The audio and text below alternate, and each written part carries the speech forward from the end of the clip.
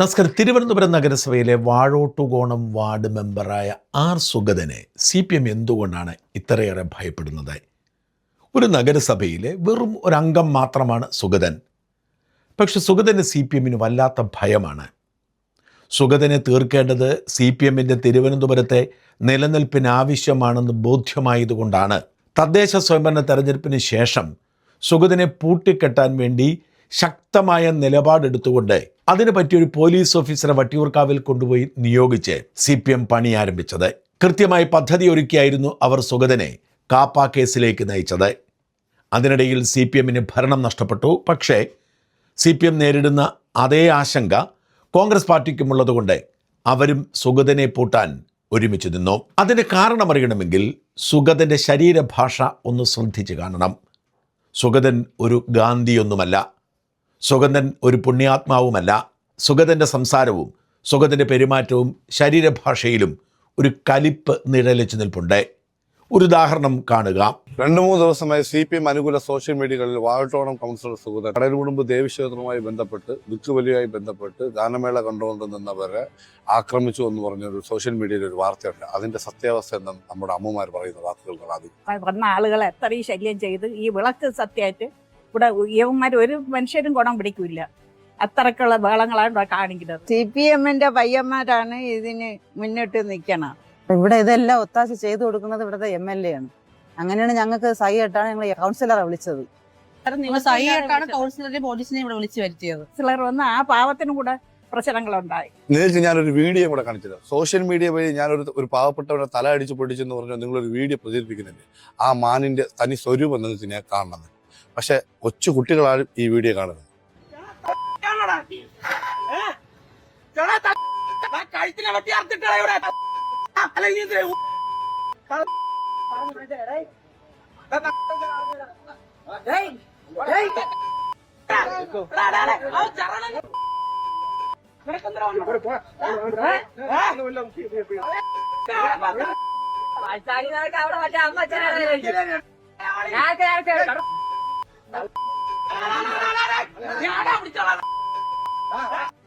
കണ്ടില്ലേ? എന്റെ അമ്മമാർ പറയുന്ന വാക്കുകൾ കേട്ടില്ലേ? എന്റെ പ്രിയപ്പെട്ടവർ പറയുന്ന വാക്കുകൾ കേട്ടില്ലേ? ആ വീഡിയോ നിങ്ങൾ കണ്ടില്ലേ? ഇതാണ് യഥാർത്ഥത്തിൽ നടന്ന സത്യസന്ധമായ കാര്യം. ഇവരാണ് എന്റെ ശക്തി. ഇനി എത്ര തന്നെ വ്യാജ പ്രചരണങ്ങൾ ഉണ്ടായതാലും, എത്ര പ്രാവശ്യം കള്ളക്കേസുകൾ എടുത്താലും, എന്റെ ജീവൻ നഷ്ടപ്പെട്ടാലും, ഏത് പാതിരാത്രി വിളിച്ചാലും ഇവരോടൊപ്പം ഞാൻ ഉണ്ടാകും. അല്ല, ഇലക്ഷനൊക്കെ നടക്കുകയില്ലേ? സ്ഥല MLAക്ക് തോക്കുമെന്നുള്ള നല്ല പേടിയും കാണുമെന്ന് നമുക്ക് എല്ലാവർക്കും അറിയാം. അതുകൊണ്ട് ഇങ്ങനത്തെ പരിപാടികൾ കാണിക്കുന്നത് മോശമല്ലേ സഹാവേ?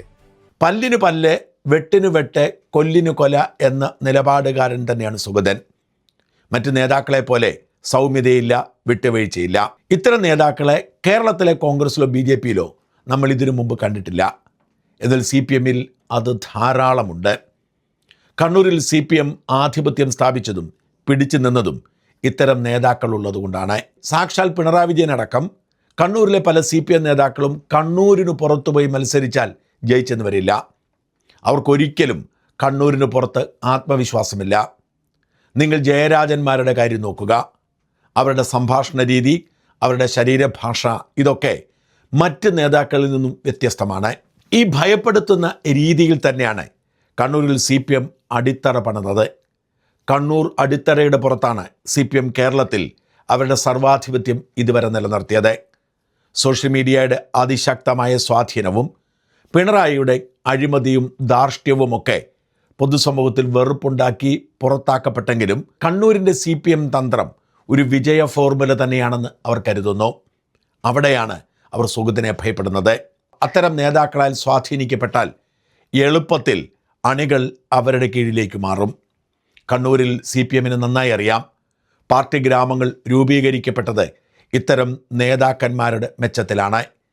അങ്ങനെയൊരു നേതാവിനെയും അവർ മറ്റൊരു പാർട്ടിയിൽ വളരാൻ അനുവദിക്കില്ല. കണ്ണൂരിലെ K. സുധാകരൻ CPMനോട് പിടിച്ചു നിന്നതുപോലും അതേ ശൈലി ഒരു പരിധിവരെ സ്വീകരിച്ചുകൊണ്ടാണ്. തിരുവനന്തപുരത്ത് CPMനേക്കാൾ ശക്തിയുള്ള പാർട്ടിയായി BJP വളരുമ്പോൾ സൗമ്യമുഖങ്ങളെ അവർ ഭയപ്പെടില്ല. അവരെ തന്ത്രങ്ങൾ കൊണ്ട് വീഴ്ത്താം. എന്നാൽ സുഗതനെ പോലെയുള്ള കണ്ണൂർ CPM സ്റ്റൈൽ നേതാക്കൾ അവരുടെ ഉറക്കം കെടുത്തും. ഇങ്ങനെയുള്ള നേതാക്കളുടെ കീഴിലേക്ക് അണികൾ തടിച്ചുകൂടും. നോക്കൂ, ചാനലിൽ വന്ന് വിവരക്കേടുകൾ വിളിച്ചു പറയുന്ന കോട്ടയത്തെ അനിൽകുമാറും ചിന്താ ജെറോമും ഒക്കെ എത്തപ്പെട്ട CPM-ന്റെ സംസ്ഥാന കമ്മിറ്റിയിൽ മാത്രം എത്തപ്പെട്ട പി ജയരാജന് കണ്ണൂരിൽ പിണറായി വിജയനേക്കാൾ സ്വാധീനമുണ്ടായി എന്ന് മറക്കരുത്. അതുതന്നെയാണ് CPM-ന് സുഗതനോടുള്ള പേടിയും. രാജീവ് ചന്ദ്രശേഖരെയും മേയർ രാജേഷിനെയും ഒക്കെ അവർക്ക് കൈകാര്യം ചെയ്യാൻ അറിയാം. എന്നാൽ സുഗതനെ പോലുള്ളവർ വളർന്നു വന്നാൽ അതിനെ കൈകാര്യം ചെയ്യാൻ പ്രയാസമാകും.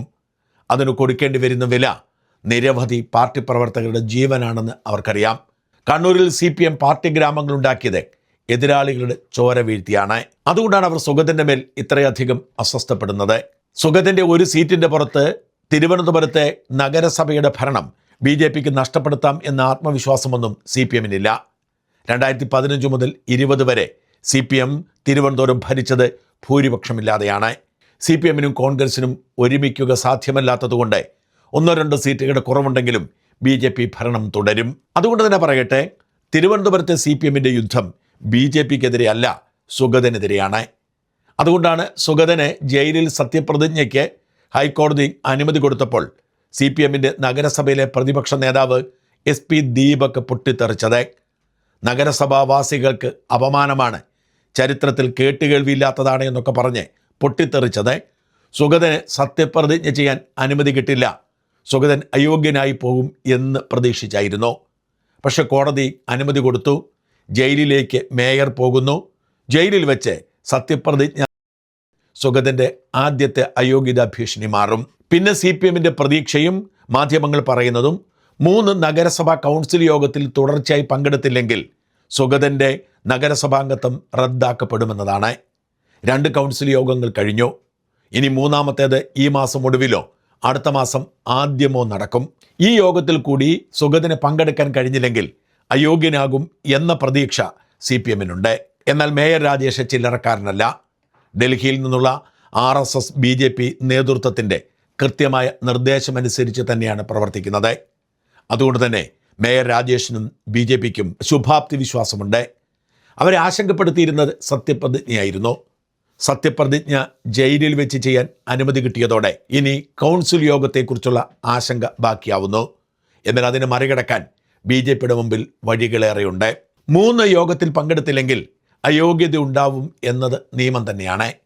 എന്നാൽ നിയമത്തിൻ്റെ ഉദ്ദേശം ബോധപൂർവം ഒരാൾ യോഗത്തിൽ പങ്കെടുക്കുന്നില്ല എന്നതിൻ്റെ പശ്ചാത്തലത്തിൽ പുറത്താക്കാനാണ്.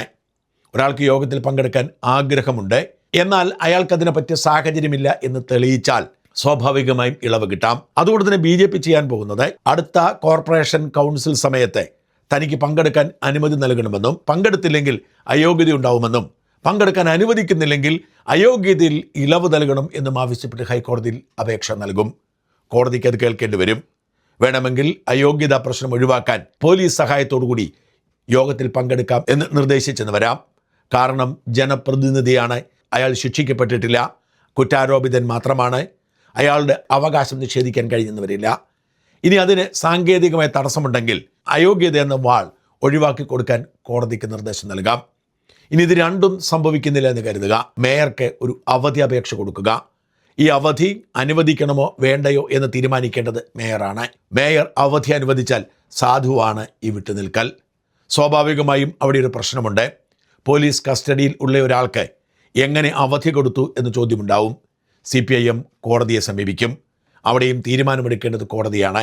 ഒരാൾക്ക് കൗൺസിൽ യോഗത്തിൽ പങ്കെടുക്കാൻ താല്പര്യമുണ്ട്, കൗൺസിൽ യോഗത്തിൽ പങ്കെടുക്കാൻ പറ്റുന്ന സാഹചര്യമല്ല, കാരണം ജയിലിലാണ്.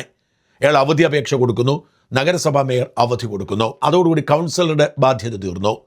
അവധി കൊടുത്തത് നിയമവിരുദ്ധമാണോ എന്ന് കോടതിയാണ് തീരുമാനിക്കേണ്ടത്. അവിടെയും ഒരു പഴുതുണ്ട്. നിയമത്തിൽ പറയുന്നത് ജുഡീഷ്യൽ കസ്റ്റഡിയിലാണെങ്കിൽ അവധി കൊടുക്കരുതെന്നാണ്. എന്നാൽ സുഗതൻ ജയിലിൽ കഴിയുന്നത് ജുഡീഷ്യൽ കസ്റ്റഡിയിലല്ല. ജുഡീഷ്യൽ കസ്റ്റഡി എന്ന് പറഞ്ഞാൽ ഒരാൾ ഒരു ക്രൈം ചെയ്യുന്നു, ആ ക്രൈമിന് പേരിൽ പോലീസ് അറസ്റ്റ് ചെയ്യുന്നു, അയാളെ ജയിലിലടയ്ക്കുന്നു. ജയിലിലടച്ചിട്ട് അയാൾക്ക് ജാമ്യം കിട്ടാതെ വന്നാൽ അയാൾ ജുഡീഷ്യൽ കസ്റ്റഡിയിലാണ്. എന്നാൽ സുഗതന്റെ മേൽ ചുമത്തിയിരിക്കുന്ന പോലീസിനെ ആക്രമിച്ചു എന്ന കേസ് മാത്രമേ ജുഡീഷ്യൽ കസ്റ്റഡിയുടെ പരിധിയിൽപ്പെടൂ. അതിന് ജാമ്യം കിട്ടാൻ തടസ്സമൊന്നുമില്ല. 6 മാസം കിടക്കേണ്ടതില്ല. ജാമ്യം കിട്ടാതെ 6 മാസം ജയിലിൽ കഴിയേണ്ടി വരുന്നത് കാപ്പ ചുമത്തിയതുകൊണ്ടാണ്. കാപ്പ അഡ്മിനിസ്ട്രേറ്റീവ് കസ്റ്റഡിയാണ്, ജുഡീഷ്യൽ കസ്റ്റഡിയല്ല. എന്ന് വെച്ചാൽ കാപ്പ ചുമത്തുന്നത് കോടതിയല്ല, നേരെ വെച്ച് അഡ്മിനിസ്ട്രേഷനാണ്. അഡ്മിനിസ്ട്രേഷൻ കാപ്പ ചുമത്തുന്നു, കോടതിയിൽ പോലും ഹാജരാക്കാതെ ജയിലിലടയ്ക്കുന്നു. അത് നിയമത്തിന് മുമ്പിൽ വരുമോ ഇല്ലയോ എന്നത് അടുത്ത നിയമ പോരാട്ടമായി മാറും. ചുരുക്കി പറഞ്ഞാൽ നിയമത്തിൻ്റെ ഒരുപാട് പഴുതുകൾ ബാക്കിയാക്കിയാണ് സുഗതൻ ജയിലിൽ കഴിയുന്നത്. അവസാനം സുഗതൻ്റെ ജയിൽവാസം അസാധുവായാൽ, സുഗതൻ കുറ്റകൃത്യം ചെയ്തിട്ടില്ല എന്ന് തെളിഞ്ഞാൽ ഈ നീക്കങ്ങളെല്ലാം പരാജയപ്പെടും. സുഗതൻ്റെ കുറ്റകൃത്യം തെളിയിക്കുക എന്ന ബാധ്യതയാണ് കുറ്റം ചുമത്തിയവർക്കുള്ളത്.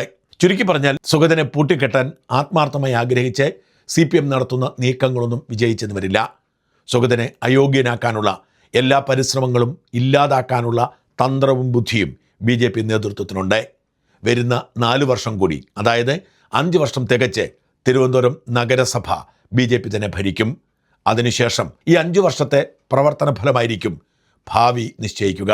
സുഗതനെ പൂട്ടാൻ CPM രണ്ടും കൽപ്പിച്ചാണ്.